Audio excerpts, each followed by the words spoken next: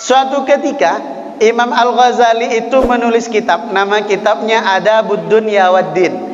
Beliau mensurvei pada jamaahnya kala itu, ditanya pengen kaya atau pengen miskin, dan ternyata jawabannya seimbang. 50% pengen kaya, 50% pengen miskin. Akhirnya Imam Al-Ghazali bertanya kepada yang ingin kaya terlebih dahulu, kenapa kalian ingin kaya?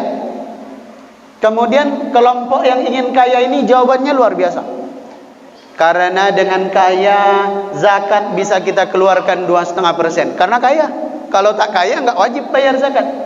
Dengan kita menjadi kaya, banyak tempat ibadah yang terbangun, banyak rumah tahfiz yang berdiri, banyak panti asuhan yang bisa kita bantu, banyak anak yatim yang kita bisa berikan perhatian kepada mereka, banyak orang-orang tidak mampu yang bisa kita berikan bantuan, belas kasihan. Banyak yang bisa kita lakukan. Bahkan amal jariyah itu rata-rata bisa dilakukan hanya oleh orang-orang kaya. Contoh infak masjid Baitus Salam Harira, pembangunan. Itu kan amal jariyah. Nggak punya duit bisa nggak? Nggak bisa. Rata-rata amal jariyah itu peluang besar dilakukan oleh orang-orang yang kaya. Meskipun yang tidak kaya punya kesempatan, tapi lebih besar kemungkinan orang kaya untuk melakukan itu. Jawabannya mulia, ingin kaya supaya amal solihnya banyak, bekal menuju Allah banyak. Tetapi yang miskin ditanya oleh Imam Al-Ghazali, di saat yang lain pengen kaya, kenapa sekelompok ini pengen miskin? Ternyata jawabannya luar biasa.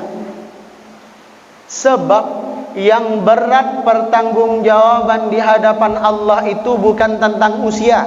Karena tentang usia Allah hanya tanya satu, kemana dihabiskan. Yang berat tanggung jawab di hadapan Allah itu bukan soal ilmu. Karena ilmu Allah hanya tanya satu, kemana dimanfaatkan. Yang berat pertanggungjawaban di hadapan Allah bukan soal waktu. Karena Allah hanya tanya satu, kemana dipergunakan. Tapi yang berat pertanggungjawaban di sisi Allah adalah ketika Allah bertanya harta.